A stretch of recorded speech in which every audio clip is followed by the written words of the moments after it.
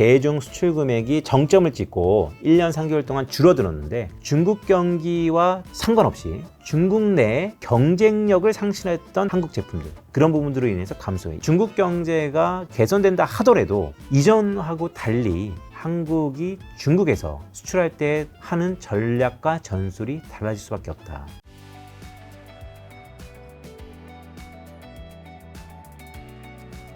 제가 김작가TV께 오랫동안 월마다 나오는데 계속해서 제가 갖고 있는 매크로 레진 모형 OECD 경기 선행 지수랑 일부 PMI 지수를 갖고 믹스한 데이터인데요. 왼쪽 차트에 보시면 6월달 기준으로요. 드디어 제가 갖고 있는 모형에서도 침체 신호를 벗어났습니다. 동글뱅이 보시면 이렇게 벗어났습니다. 점선 기준선 밑으로 내려가면 침체 신호였고 과거 비금칠한 게 경기 침체 기간이니까 항상 경기 침체가 왔었습니다. 10번 중에 8번은 왔었습니다 라는 말씀을 드렸었는데 최근 들어서 매달 업데이트되는 OECD 경기 선행지수잖아요. 미국 부분에서 6월달 기준으로 침체 신호를 벗어났습니다. 고개를 들었다는 것이죠. 이게 90년대 후반하고 비슷한 흐름이 나타났다. 제가 계속해서 만약에 이번에 또 신호가 틀린다면 90년대 중후반과 비슷할 수 있습니다. 그때 하이테크놀로지, IT 혁명과 지금 AI 혁명이 비슷할 수 있습니다라는 말씀을 드렸는데 이번 6월달 기준으로 침체 신호를 벗어났다는 게 첫 번째 포인트고요. 그런데 미국 그러면 경기 선행지수가 OECD에서 발표하는 미국 경기 선행지수도 있지만 컨퍼런스 보드 오른쪽에 미국 자체적인 컨퍼런스 보드에서 발표하는 미국 경기 선행지수도 있어요. 근데 이 선행지수는 기준이 100이거든요. 이미 연초부터 컨퍼런스 보드에서 발표하는 미국의 경기 선행지수는 침체는 다른 나라의 이야기, 계속해서 확장 국면, 상승폭을 확대하고 있었다는 것이죠. 자, 똑같은 미국인데 OECD에서 발표하는 것은 계속해서 침체 신호를 보이다가 이번 6월 달에 들어서야 침체 신호를 겨우 벗어났고 컨퍼런스 보드에서 발표하는 미국의 경기 선행지수는 계속해서 상승폭을 확대되었다. 이렇다 보니까 혼선이 있었는데 자, 이게 왜 이렇게 틀렸느냐, 달랐느냐, 다음 페이지 보시면 제가 순환 침체라고도 말씀드렸죠. OECD 미국 경기 선행지수의 세부 내역들이고요. 컨퍼런스 보드 미국 경기 선행지수의 세부 내역들입니다. 간단히 얘기해서 OECD는 세부 내역 중 대부분이 제조업 중심의 선행지표들이 많고요. 컨퍼런스 보드는 서비스업 중심의 선행지표들이 많습니다. 자, 그렇다 보니까 최근에 제조업 경기의 침체 우려가 OECD의 미국 경기 선행지수에 반영이 많이 됐었고 서비스업, 즉 확장세를 지속하고 있는 서비스업 중심의 선행지표를 갖고 선행지수를 만들었던 컨퍼런스 보드는 계속해서 확장세를 확대됐다라는 것이죠. 자, 어디가 맞을지 지금 모든 사람들은 오른쪽에 있는 컨퍼런스 보드, 미국 경기는 침체가 없다라는 것에 무게를 두는 건 사실입니다. 하지만 과거와 달리 아직도 제조업권에서는 계속해서 침체의 압력이 있다라는 것이 이 두 가지 선행지표 기관들의 차이가 이런 의미에서 다르다라는 것을 제가 보여드리기 위해서 표를 하나 갖고 왔고요. 다음 페이지 보시면요. 자, 순자 침체, 롤링 리세션. 이제는 침체가 온다라고 하면 각 국가의 모든 전반에서 동일하게 침체가 오는 게 아니고 어떤 한 부분에서만 침체가 오고 어떤 한 부분에서는 침체가 오지 않는다. 자, 오른쪽 차트에 보시면 이게 미국의 롤링 리세션, 순환 침체를 단편적으로 보여주는 차트입니다. 미국의 대표하는 서베이 지수이죠. 소프트 데이터, ISM 제조업 지수와 서비스업 지수입니다. 보시면 어떠세요? 기준선이 50입니다. 50을 기준으로 위에 있으면 확장 국면, 밑에 있으면 수축 국면입니다. 그런데 파란색이 있는 서비스업 지수는 계속해서 리세션이 아니야. 이거는 완전히 확장 국면이라고 지속하는데 ISM 제조업 지수를 보세요. 이거는 경기 침체와 동일합니다. 빗금치는 부분이 전부 경기 침체였는데 그때랑 비슷하지 않습니까? 근데 재밌는 게 90년 후반 이후부터 현재까지 이렇게 벌어진 적이 없다. 그래서 자, 매크로에 대한 무용론, 경기 전망에 대한 무용론 다 이해할 수 있습니다. 저도 상당히 헛갈리는 부분이고요. 하지만 어느 한쪽에서 완전히 이제는 골디락스로 가고요. 침체는 없고요. 계속해서 뿜뿜이라고 보기에는 여전히 들이우는 불안감들이 있다는 것을 감안하고 투자하는 것과 아닌 것은 다를 수 있다는 말씀을 조심스럽게 드리는 것입니다. 자, 미국 경제는 괜찮았습니다. 지난주에 되게 특이했던 2분기 GDP 2.4% 이렇게 좋을 수가 있을까 정도로 높았는데요. 제가 GDP를 데이터를 좀 쪼개왔습니다. 브레이크다운 해왔는데요. 왼쪽에 막대 그래프입니다. 이게 기여도입니다. 보시는 것처럼 파란색은 1분기, 주황색은 이번에 나왔던 2분기입니다. 자, 소비는 민간 쪽에서 많이 줄었어요. 자, 미국의 자랑인 소비가 줄어들고 있다는 거 여러분 포인트입니다. 그렇다면 미국 경제가 왜 이렇게 좋았지? 투자가 다 좋았습니다. 재고가 1분기에 확 줄었는 게 2분기에 다시 확 늘었고요. 준 것만큼 상당 부분 메이크업 됐다는 것이죠. 그리고 특이하게 이런 지재권, 지식재산권 아니면 장비 투자, 설비 투자가 좋아졌습니다. 자, 오른쪽 차트에 보시면 미국 경제 하반기 좋은 거 아니야? 에 대한 가장 근간에는 장비 투자가 늘고 있다는 거. 핵심 자본재 수주가 계속해서 오른쪽 차트에 보시면 핵심 자본재 수주는 월간 데이터고요. GDP 기여도는 분기 데이터입니다. 따라서 월간 데이터가 분기 데이터보다 좀 더 선행 지표인데 최근에 자본재 수주가 줄긴 줄었지만 이전처럼 마이너스로 가는 것보다는 바닥을 다지고 올라갈 가능성이 높다라는 거. 그래서 미국 경제를 좋게 보는 사람들이 소비도 둔화되지만 어느 정도 버팀목은 되어지고 있고 드디어 미국에서 투자가 일어나고 있다. 리쇼어링뿐만 아니고 바이든의 정책이 미국의 투자를 일으키고 있다. 실제 그 투자의 중심에는 AI 테크놀로지와 챗 GPT가 있다라는 것이 지금 미국 경제를 보는 긍정적인 부분이다라는 것을 데이터로 확인시켜 드립니다. 그런데요, 좋은 것만 있는 건 아닙니다.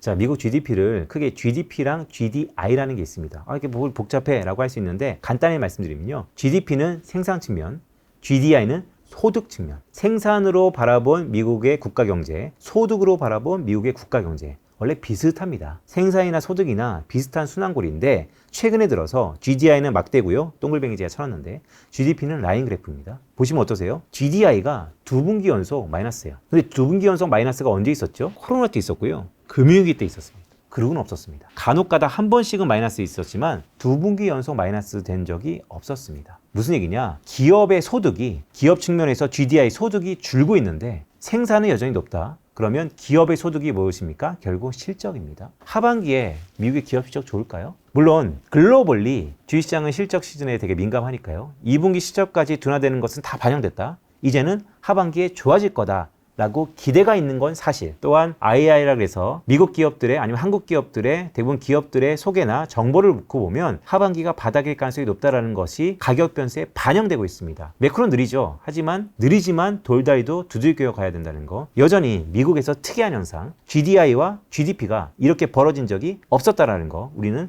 간과하면 안 된다라는 말씀을 다시 한번 드립니다. 자, 이거는 제가 김작가 TV에 어저께 올려고 제가 새벽에 또 업데이트해서 드리지 않았습니까? 네. 미국의 부동산 한번 짚어드릴게요. 한국 부동산, 미국 부동산 비슷합니다. 결국 시차를 갖고 궤가 같아질 수 있다는 거. 자, 미국 부동산 일단 좋냐 안 좋냐? 한마디로 말씀드리면 왼쪽 차트입니다. 미국의 주택가격인데요. 파란색은 미국의 주택가격이에요. 좋죠. 계속해서 좋아요. 근데 상업용 부동산 보세요. 이렇게 궤가 벌어진 적이 또 없습니다. 부동산 좋냐? 주택은 좋아요. 그런데 상업용은 안 좋습니다. 미국 부동산을 전반적으로 80조 정도 됐을 때 70%가 주택입니다. 30%가 상업용이에요. 그러니까 전체 중에서 70%가 좋으니까 미국 부동산 좋다라고 얘기할 수도 있지요. 그런데 결국 큰 규모가 아닌 경기에 민감해서 꼬리 부분들을 흔드는 것은 항상 상업용 부동산이었다는 거. 24조 달러나 되는 이 미국의 상업용 부동산, 거의 미국의 GDP랑 맞먹습니다. 규모가. 이 부분이 최근에 둔화세를 보이고 있다는 거. 또한 가운데 막대 그래프 보시면 공식률이요. 여지없이 사무실, 리테일 높습니다. 주거만 낮아요. 그렇기 때문에 이 공식률도 높고 가격도 꺾였다는 거. 전형적인 불안한 미국의 부동산 형태. 상업용에서는 불안하다. 자, 그러면 주택은 왜 이렇게 좋았을까? 하나의 이유를 좀 들자면 오른쪽 차트입니다. 미국의 주택의 신규 거래랑 기존 거래입니다. 보시면 신규 거래는 늘고 있는데 기존 거래는 없습니다. 기존 거래가 왜 없을까요? 미국의 모기지는 장기로 금리를 산정하거든요. 과거에 모기지 금리가 매우 높았잖아요. 지금 내가 과거에 낮았던 금리로 산 사람들은요, 새로 집을 사려면 이전보다 훨씬 더 높은 금리를 주고 사야 돼요. 당연히 거래량이 높죠. 새로 살 사람들만 자연적 수요에서 나타나는 것이지 규모가 신규 주택과 기존 주택은 기존 주택 판매가 신규 주택의 거의 10배입니다. 규모가 큰 기존 주택에서는 과거에 낮은 금리로 모기지를 끌어다가 집을 산 사람들은 거래를 하지 않고 있다. 자, 우리 전형적인 한국에서도 비슷하게 나타나고 있죠. 호가만 상승할 수 있는 그런 부분들. 자, 미국의 가계의 딜레버리징, 가계가 되게 튼튼합니다. 따라서 과거 2008년과 같은 큰 부채에 대한 우려는 없을 거예요. 그렇다고 해서 미국 부동산이 전반적으로 다 좋냐? 아니라는 것이죠. 미국의 상업용 부동산, 더구나 연준이 기준금리 인상을 띄엄띄엄 아니면 계속해서 올린다라고 신호를 보내고 있다는 거, 저는 불안하다. 상업용 여전히 불안하다라는 말씀을 드립니다. 제가 7월 FOMC 리뷰할 때 두 번째 파월 의장의 성명서 중에 2% 목표 타겟이 2025년에나 될 거다라는 발언이 있었다라고 했죠. 왼쪽 차트에 보시면 미국의 헤드라인 물가, 코어 물가입니다. CPI랑 PC 다 갖고 왔습니다. 빨간색 보이시죠? 빨간색이 미국의 연준의 정책금리입니다. 드디어 정책금리가 모든 물가지표를 앞지르기 시작했다는 거. 자, 이거 예사롭지 않습니다. 왜냐하면 2018, 19년도에 금리 인하할 때 어떻습니까? 지금랑 비슷합니다. 결국 기준금리가, 정책금리가 물가 압력을 전부 뛰어넘어 버렸다는 거. 그게 조건 중에 하나였다라는 말씀을 드리면서요. 오른쪽 차트는 미국의 지금 물가가 이런 수준이에요. 상품 물가. 최근에 유가가 또 뭐 반등반등 한다라고 하지만 지난해 워낙 높았기 때문에 상품 물가가 다 크게 내려가고 있어요. 파란색 보이시죠? 하지만 뭐 때문에 그러냐? 주거입니다. 미국의 주거 서비스 물가가 이렇게 높다라는 거. 근데 제가 이런 말씀 드렸죠? 미국의 CPI에서 주거는 어떻게 산정한다고요? 주택 소유자들의 호가였다는 거. 이거 왠지 이렇게 높은 게 과연 미국의 실상을 반영하는 것과 저는 여전히 의심스러울 수도 있다라는 말씀을 드립니다. 다음 페이지 보시면요. 2017년도에 왼쪽에 보시면 이렇게 징검다리로 기준금리를 인상했습니다. 2017년도에 한번 올리고 쉬고 한번 올리고 쉬고 이 막대 그래프는 전월 대비 변동폭인데요. 보시면 띄엄띄엄 했었죠. 근데 꽤 오랜 기간 금리를 올렸습니다. 그리고 나서 한 3, 4개월, 한 6개월 정도 동결하다가 갑작스럽게 이제 인하를 했죠. 보험성 금리 인하라는 얘기도 나왔고. 자, 7월 FOMC 끝나고 나서 오른쪽 테이블에 보시면 해외 IB들이 기준금리의 스탠스가 이렇게 바뀌었습니다. 현재 9월달, 11월달, 12월달부터 9월달에 한번 인상하면 꽤 동결. 제가 파란색 좀 더 주황색은 기준금리 인상을 베팅하고 있는 하우스 기관이고요. UBS 노무나 같은 경우는 내년도에 기준금리 인하를 지금 베팅하고 있다는 것이죠. 현재 5.5%입니다. 따라서 뱅크 오브 아메리카 빼고는 시티, 골드만, JP 전부 다 올해까지는 엔간하면 동결, 내년까지도 동결이라는 데가 스탠스이고요. 하지만 기준금리 인하를 여전히 노무라랑 UBS는 보고 있다. UBS 같은 경우가 최근에 극단에 있는 기준금리 인하를 베팅하고 있는 거고요. 여기에 근저는 두 가지입니다. 하나는 인플레이션이 꽤 빠르게 사그라들 거다. 두 번째, 여차하면 경기 침체도 불사할 수 있다라는 것이 보고 있습니다. 대부분 IB들이 내년도 1분기까지는 기준금리 인상에 대한 기대가 상당 부분 높아진 상황이다라는 말씀을 드립니다. 자, 이거 매월 제가 업데이트 해오는 거고 이번에 또 업데이트 해왔습니다. 맨 밑에 노란색 보시면 알겠죠? 이것은 제가 말씀드렸던 것처럼 연준이 결국에는 기준금리를 인하할 겁니다. 연준은 내년 언제쯤 한다라고 하고 금융시장에서는 내년 상반기 한 2분기 때가 될 거라고 보고 있고 저도 경기 침체가 나타난다면 그 시기가 좀 빨라질 수 있다. 하지만 동결기간이 상당 부분 지속될 수 있다. 왜냐? 표에 보시는 것처럼 제 텍스트 두 번째 써놨죠. 2000년대 이후에 동결기간이 거의 1년입니다. 10개월. 70년대부터 지금까지는 한 4개월에서 5개월. 그래서 결국에는 9월 달에 동결이 한다 그러면 그로부터 10개월, 짧아야 5개월. 그러니까 상당 부분 내년 상반기 아니면 이후까지도 동결 기조가 지속된다라는 게 과거의 패턴, 단, 변수. 경기 침체가 온다면 또 빨라질 수 있다는 것을 계속해서 말씀드리고 있는 것이죠. 자, 밑에 보시면 바뀌었어요. 연방기금금리가 5.5% 올라갔죠. 이번 7월 달에. 핵심 PC 업데이트 됐습니다. 4.1%, 핵심 CPI 4.8%. 전부 연방기금금리가 인플레이션 압력보다 높아졌다는 거. 우리 이것을 A-B, A-C, 우리 김작가 TV 구독자분들은 제가 계속해서 말씀드렸기 때문에 이제 아시죠? 이것이 실질금리라는 거. 실질금리가 플러스로 바뀌었다는 거. 실질금리가 플러스로 바뀌면 어떤 일이 있었냐? 과거에는 전부 기준금리 인상을 멈췄다는 거. 근데 이번에는 그 멈춤에도 불구하고 과거와 달리 한 번 올렸다는 거. 그래서 금융시장에는 이제는 꽤 동결이라고 보고 있는데 연준은 기대를 줄이기 위해서 아니야, 한 차례 더 올릴 수도 있어 라는 얘기를 지금 이 시작에선 하고 있다. 하지만 이 표가 매우 중요합니다. 앞으로 업데이트 계속해서 드릴 텐데 바뀌죠. 한 2달 전만 하더라도 실질금리가 여전히 마이너스였었습니다. 네, 근데 최근에 플러스로 바뀌었다는 거 말씀드립니다. 지역은행입니다. 봉합됐을까요? 왼쪽에 보시면 올해 초에 정말 큰 규모의 2008년 금융위기랑 비슷할 정도로 지역은행이 무너졌습니다. 2008년 규모를 넘어섰습니다. 자, 하반기에 또 한 차례씩 무너지고 있습니다. 하지만 연준은 계속해서 얘기하고 있죠. 특히 파월 의장이 얘기하고 있습니다. 괜찮다. 봉합될 거다. 큰 은행이 사줄 거다. 뱅크런 일어나지 않는다. 라고 얘기는 할 수 있습니다. 하고는 있습니다. 그런데 금리가 높아지고 오른쪽 차트에 보시는 것처럼 상업용 부동산에 누가 돈을 댔냐? 미국판 PF라고 얘기하는, 즉 은행 규모 보시죠. 1000억 달러 미만의 소규모 은행들이 미국의 상업용 부동산에 돈을 잔뜩 댔다라는 거. 그런데 제가 모두의 미국의 부동산, 주택과 상업용 나눠서 데이터 하나하나씩 보여드렸죠. 상업용 부동산, 글쎄요, 좋다라고 얘기하기는 어렵다라는 말씀을 드립니다. 규제도 이렇게 높아지고 있다는 거. 왼쪽 차트는 이거는 페드 와처들이 많이 보는데요. 스눕스를 해서 시니어 론 오퍼 오피니언 서베이. 그래서 연준이요, 대출을 하시는 분들한테 월마다 물어봐요. 지난달에 비해서 이번 달 대출 더 옥죄일 겁니까? 아니면 풀어줄 겁니까? 근데 왼쪽 차트에 보시는 것처럼 가계대출 아니면 상업용 부동산 대출 전부 이 차트가 고개를 든다는 것은 이전에는 좀 쉽게 대출을 해줬다면 이제는 연초에 지역은행도 무너졌고 기준금리도 좀 높아졌고 좀 불안불안하니까 이제는 대출해줄 때 좀 더 꼼꼼히 봐야 된다는 거, 대출이 이제는 쉽게 나타나지 않다라는 것입니다. 자, 이렇게 대출이 옥죄면 어떤 일이 벌어집니까? 분명 수익성에 대한 우려가 지역은행에서 나타날 수 있고, 그렇게 대출 능력이 줄어들면 줄어들수록 이 두 번째 텍스트에는요, 뉴욕 연준에서 모형을 돌려서 결과치인데요, 대출 능력이 지금보다 1% 감소하면 GDP가 약 한 0.4%포인트 줄어든다는 거. 자, 대출이 줄고 있다. 하반기 대출이 줄고 있다. 연준 내에서도 그러면 GDP 성장에 대해서 아마 우려감이 나타날 거다라고 계속해서 얘기하고 있다라는 것입니다. 자, 1번입니다. 제가 모두에 말씀드렸던 것처럼 7월 FOMC 5가지 포인트였습니다. 결국 성명서뿐만 아니고 파월 의장의 기자회견, 또한 지역은행에 대해서 스탠스까지 계속해서 좋다, 경기 침체 없다, 봉합이다 라고 얘기하고 있지만 일부 선행지표가 긍정적으로 바뀐 것도 맞지만 여전히 불안감도 있으면서 흔들리면서 순항하고 있다라는 말씀을 드리고요. 자, 1번입니다. 제가 모두에 말씀드렸죠. 드디어 일본의 물가가 미국을 역전했습니다. 자, 이 한 페이지는 꼭 김작가 TV 보시는 분들은 한 번쯤은 보셨으면 좋겠습니다. 왜냐하면 글로벌 물가입니다. 왼쪽은 선진국이고요, 오른쪽은 신흥국입니다. 어떠세요? 최근의 물가 한 발짝 뒤에서 보시면요, 아, 대부분 피크아웃 쳤네. 최근에 주식시장이 골드락스를 보고 있고 글로벌이 다 그렇습니다. 물가 이제 정점 찍은 거 아니야? 연준 너무 과한 거 아니야? 이제는 기준금리는 인상은 없지 않아? 왜 그럴까요? 왼쪽 차트에 보시면 대부분 글로벌 경기를 선도하는 국가, 미국, 영국, 유럽 다 피크아웃입니다. 옛날하고 다르죠? 근데 일본만이 일본이 근데 왜 뒷박쳤지? 왜 뒤에 갑자기 뒤늦게 약간 긴축적으로 바뀌었지? 일본의 빨간색이죠? 네, 물가가 미국을 역전하고 스물스물 올라가고 있다는 거.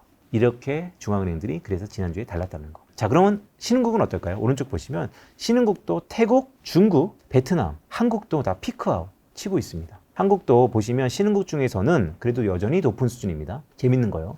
한국도 뭐 선진국이야 신흥국이냐 의견이 분분하지만 태국, 중국, 베트남에 비해서 여전히 물가가 높은 수준에 있긴 합니다. 한국이 꽤 오랜 시간 동결하고 있죠. 그리고 금융시장에서는 한국의 금리 인하도 베팅하고 있죠. 근데 그렇게 하기에는 글로벌리 한국의 물가가 많이 낮아지긴 했지만 여전히 주요국들에 비해서는 높다라는 말씀도 드립니다. 자, 왼쪽 차트가 BOJ가 YCC의 정책의 유연화를 가져오면서 홈페이지에 게재한 차트입니다. 빨간색이 보시면요, 이게 0.5% 상단을 딱 타겟을 해놓은 거예요. 여기에 국채가 넘어버리면 BOJ가 사버리는 겁니다. 그러면 이 선이 결국 데드라인. 그런데 이 선은 언제 넘냐? 앞으로 물가가 오를 거라는 공감대가 형성하면 확 넘어버리겠죠? 그렇다면 일본 BOJ가 결국 출혈 경쟁을 할 수밖에 없습니다. 미리 선제적으로 왼쪽에 오른쪽 보면 0.5%의 이 상단을 1.0%로 높였다라는 거. 그러면서 성명서에 어떻게 얘기했냐면 님비, 기민하게 대응하겠다. 님불 앤 험불, 연주에서 많이 썼던 얘기죠. BOJ도 이젠 기민하게 오퍼레이션 대응, 즉 기민하게 긴축적으로 대응하겠다. 하지만 완벽하게 스티키하게 엄격하게 대응한 긴축이 아니고 기민하게 조건이 되면 그때그때 조금씩 우리가 폭을 넓혀가면서 조절하겠다. 여전히 BOJ도 긴축으로 돌아섬에 따라서 금융시장에 드러나는 후폭풍에 대한 우려 때문에 살짝 완만한 스탠스를 깔면서 긴축적으로 바뀐다는 거. 결국 오른쪽 차트에 보시는 것처럼 미국과 일본의 금리차로 인해서 최근 엔화가 연초 대비 상당히 약세가 됐죠. 연초만 하더라도 130에 언더 있던 게 140엔 후반까지도 올라갈 가능성이 있었으니까요. 자, 이런 엔화 약세가 결국 일본의 물가 상승을 높일 수 있는 이런 우려 때문에 최근 YCC의 정책의 유연성을 높였다라는 말씀을 다시 한번 드립니다. 자, 한국입니다. 하반기 정책적인 포커스, 경기 부양. 물가 높은데요. 괜찮아. 정부가 컨트롤할 거야. 상반기에 정부의 관리 물가, 전체 소비자 물가의 약 한 20% 정도가 관리 물가인데요. 라면, 소주 가격 인하라고 압력 줬죠. 그것 때문에 해프닝으로 우리 주식시장의 관련 종목들이 좀 움직였었죠. 어쨌든 정부가 뭔가 틀어막고 있습니다. 그런데요, 물가를 틀어막으면 어떤 일이 벌어질까요? 시간이 지나면 기절하는 게 발생하겠죠. 내년에 총선 이후에 과연 지금의 이 억눌렸던 물가가 폭증하는 게 아닐까? 라는 우려도 있습니다. 실제로 오른쪽 차트에 보시면 지난 상반기 동안 한국의 물가 수준을 보면 석유류, 유가가 지난해에 비해서 크게 빠졌기 때문에 상당 부분 안정을 보였다라고 보고 있지만 그 외에 전기가, 수소라든지 가공식품 이런 부분들이 높습니다. 정부가 누를 수 있을 만큼 누르고 있다. 왜 이렇게 상반기 말미쯤에 정부가 이 물가를 눌렀을까요? 결국 다음 페이지 보시는 것처럼 경기를 부양하기 위해서 물가를 놀렸다는 거. 제가 한국 거시경제 지표의 착시 현상을 조심하자는 말씀드렸죠. 왼쪽 차트에 보시는 것처럼 파란색입니다. 한국의 소비자 물가, 소비자 심리지수가 바로 반등했습니다. 왜냐? 그 위에 주황색 1년 후에 물가 인플레이션이 크게 내려가고 있습니다. 물가가 내려가고 정부가 서민 물가를 낮춰주니까 소비자 심리지수가 높아지고 있다는 거. 착시. 두 번째, 오른쪽 차트에 보시는 것처럼 전년 동월 대비 수출은 여전히 마이너스입니다. 그럼에도 불구하고 무역 수지가 동글뱅이 쳐놨는데요. 흑자로 바뀌었죠? 왜 흑자로 바뀌었냐? 수출보다 수입이 크게 줄었다는 거. 수입이 준다면 어떤 의미일까요? 경기가 불황이라도 수입이 줍니다. 외국에서 사오는 이런 물건 이런 것들이 경기에 대한 불안감 때문에 줄어들 수 있거든요. 전형적인 불황형 흑자.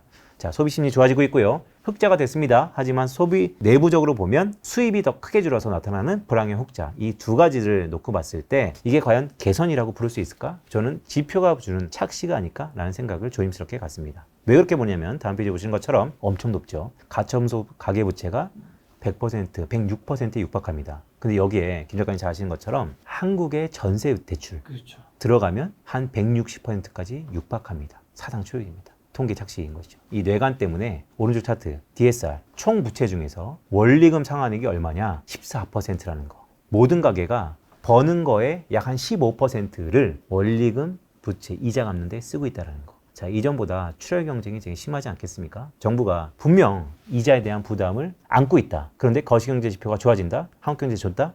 라고 얘기하기는 어렵다. 뇌관이라는 것은 결국은 터집니다. 언젠가는. 하지만 계속해서 관리하는 게 되게 중요하겠죠. 네. 관리하려면 어떻게 됩니까? 결국 성장을 이끌어야겠죠. 그렇기 때문에 하반기 한국 경제, 한국 정부가 성장에 드라이브는 걸 수 있다. 하지만 한국 경제가 두 가지 축이 있죠. 내수, 대외. 근데 내수는 계속해서 이렇게 출혈 경제, 부채가 많고 원리금 상환액의 비율이 높아지는데 돈을 붓고 경기를 부양한다고 해서 내수가 괜찮아질까? 저는 우려감이 있다. 그렇다면 다음 페이지 보시는 것처럼 키는 뭐냐?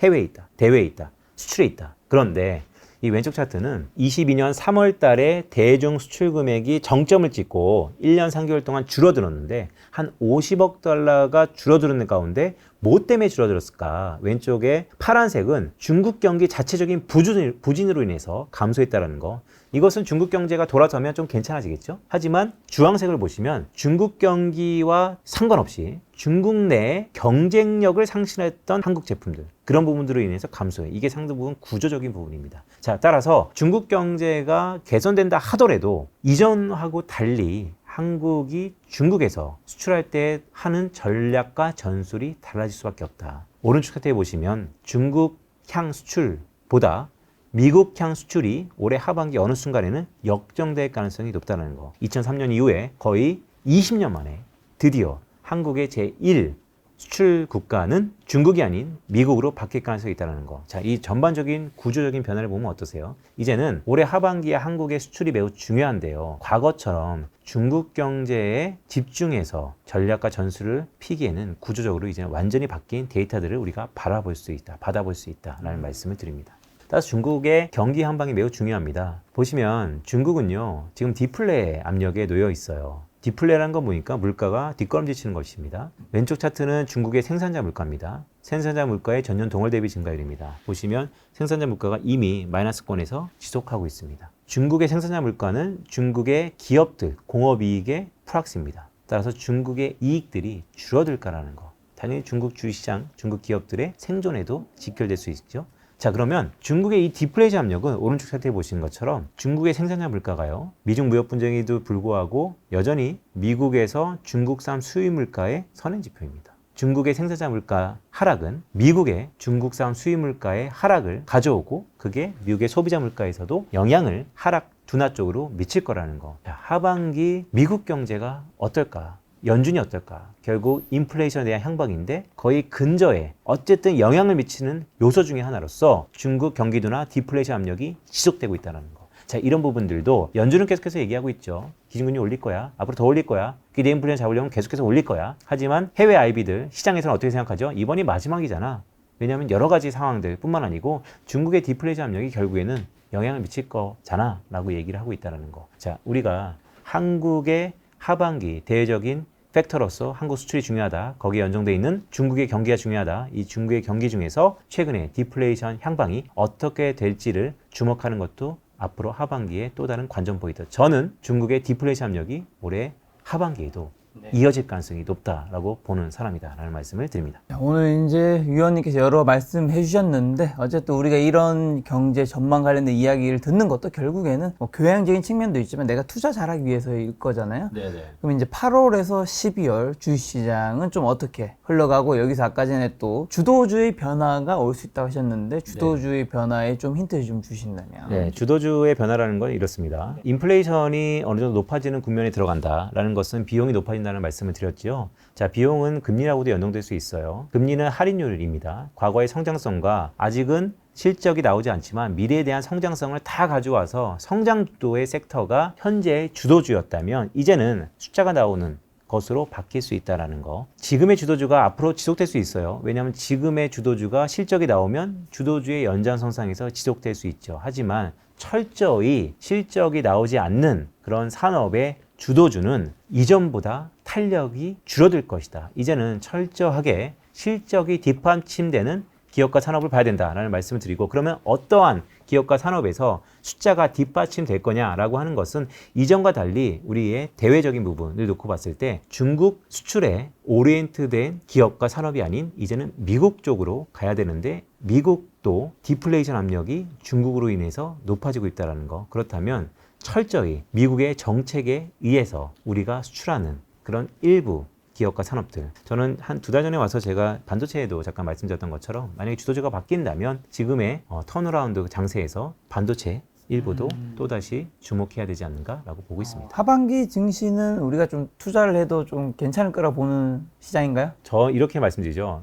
주식을 할 거냐 말 거냐를 놓고 봤을 때 이제는 옵션이다라고 보다는 포트폴리오 다변화 측면에서 계속해서 저는 말씀드리니까요. 지난 연말에 금 가격도 한번 크게 주목해서 보자라는 말씀도 드린 적이 있죠. 그런 것처럼 금이냐 주식이냐, 금을 투자하자라고 말씀드렸을 때에도 주식은 월에 분배해서 조금씩 사자라는 말씀을 드린 적이 있어요. 지금도 여전히 마찬가지입니다. 올해 하반기에 주식 투자해야 됩니다. 하지만 그것을 매월 쪼개서 균등하게 살 거냐 아니면 조금 가감을 할 거냐라고 봤을 때 하반기 가면 갈수록 저는 여전히 경기 침체에 대한 우려가 녹아져 있기 때문에 매월 균등하게 사는 것보다는 앞쪽에 계속 사자라는 말씀을 드리는 것입니다. 자, 그럼 아까 전에 또 언급을 좀 해주신 부동산은 역전세 우려도 있다고 말씀해 주셨고 했는데 어떻게 되는 건가요, 하반기? 여전히 호가가 좀 높아요. 네, 그리고 거래에 대한 상당히 제약이 있는 것 같습니다. 시장은 좀 반등한 건 사실이잖아요. 상반기 그렇죠. 반등했죠. 네, 뭐 가격만 놓고 보면 30% 빠졌다가 10% 올려들었고 지금 또 약간 임장이 많아지고 있고 호가 주문이 많아지고 있어요. 그러면 뭐냐면 다들 마음속에서는 이 정도 빠졌다라는 것은 한국 부동산입니다. 특히 수도권에서 규율된 거. 바닥은 봤다라는 심리가 있고, 두 번째, 정부의 스탠스가 부양적으로 바뀌니까 대출도 조금씩 열어두고 있고, 지금의 역전세를 아이러니컬하게도 대출로 또 입막음했지 않습니까? 그렇죠. 그러면 다시 한번 요인은 발생하는 것입니다. 그런데 지금부터 부동산은요, 상당히 오랜 기간 높은 수준의 금리 국면이 지속된다는 것은 이제는 감내할 수 있는 사람만이 사야 된다 라는 말씀을 드려요. 묻지마 투자는 여전히 다 지양합니다.